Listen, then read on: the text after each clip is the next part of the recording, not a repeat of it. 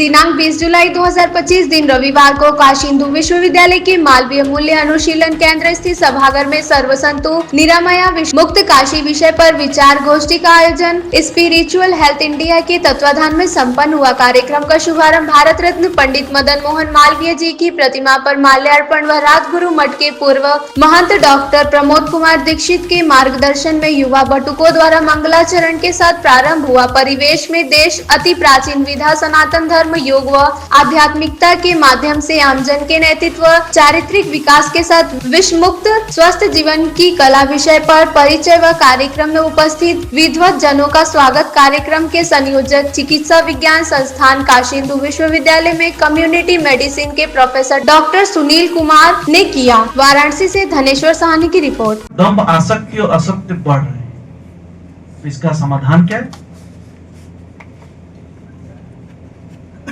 ये समस्या है, पर इस समस्या को मैं आप लोगों से, ये प्रबुद्ध वर्ग जो काशी के हैं, जो सामान्य जनों के नीति निर्धारण की क्षमता रखते हैं,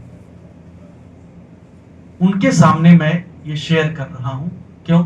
विषाक्तता विचार मैं आपके सामने विचार रख रहा हूं। कई सारे विचारों से आपके जीवन में पाला पड़ा होगा, पर एक विचार मैं आपकी सोच के लिए ये रख रहा हूं कि इस विचार इसलिए ये एक बैठक क्या है, एक बौद्धिक है, से एक सांस्कृतिक है, साथ ही आपका शिक्षा है, संस्कार है, अनुभव है, और सबसे बड़ी चीज जो मैंने बोल्ड में लिखा है, वैचारिक ग्राह्यता। जब तक लोगों में विचारों के प्रति ग्राह्यता नहीं होगी, रिसेप्टिवनेस नहीं होगी, तब तक किसी भी समस्या पे विचार ही। मैं डॉक्टर सुनील कुमार, यहाँ कम्युनिटी मेडिसिन विभाग, जिसको कहते हैं प्रिवेंटिव एंड सोशल मेडिसिन, इस विभाग में मैं फैकल्टी हूँ यहाँ पे IMS PH। आज हम लोग जो सर्वे संतु निरामया, सभी रोग मुक्त हो, जिसको हमने नाम दिया है विष मुक्त काशी। आम का मतलब होता है विष, आम बात में प्रयोग होता है, आम का मतलब विष होता है। तो सभी विष मुक्त कैसे? सरकार की तरफ से एक प्रयास जारी है, जो धर्म के नाम पे, परंपरा के नाम पे नशा पान हो रहा है, विषाक्तता हो रही है।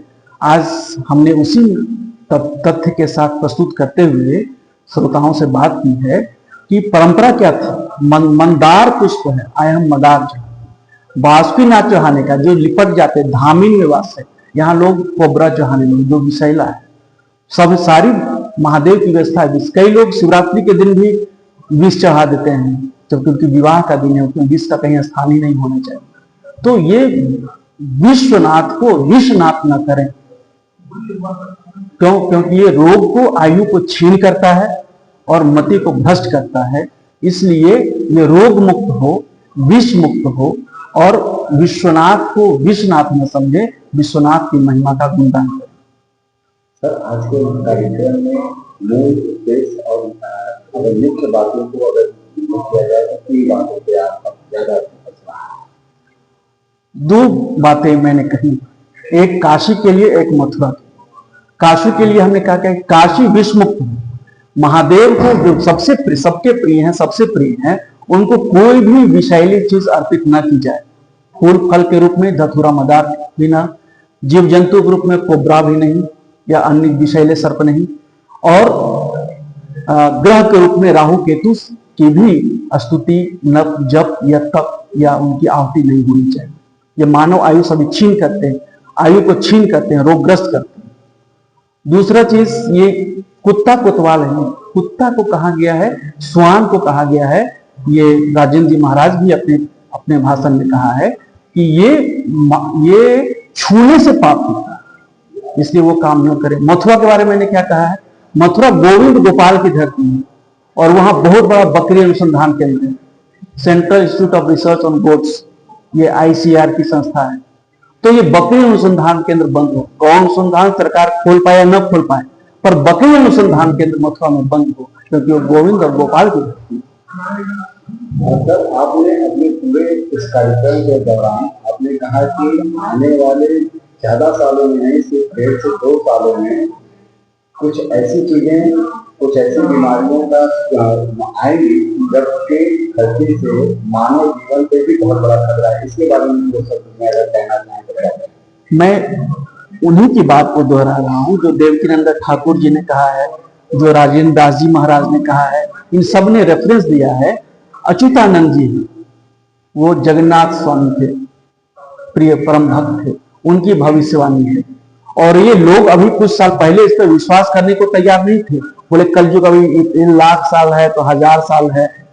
उनका कहना है संकट मानव के अभी है और इस गंभीर संकट से निपटने का एक ही उपाय है बिनु हरि कृपा। हरि की कृपा कैसे होगी? इसलिए हरि के लिए या हर के लिए कोई भी अप्रिय विषाक्त चीज न चाहे, अपने और हरि के बीच में कोई विषाक्त चीज न आने दे, यही उसका उपाय है। देखिए ये काशी की धरती है और काशी के इस प्रांगण में सावन का एक विशेष महत्व होता है। सावन का क्योंकि महीना भी चल रहा है, तो सावन का दूसरा सोमवार है, ऐसे में काशी वासियों को क्या संदेश देना चाहेंगे?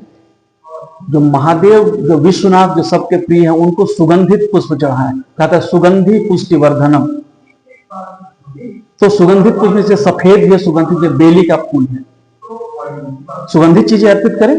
बेली का फूल है वो अर्पित करें। मदार सुगंधित है इसका मतलब एक चीज नहीं है, काली गाय और काली बकरी एक चीज नहीं है। इस चीज को जनता समझे। तो काशी की जनता को आप कल के लिए कुछ थोड़ी संदेश या कुछ और कुछ कहना चाहेंगे सर हमारे चैनल के माध्यम से?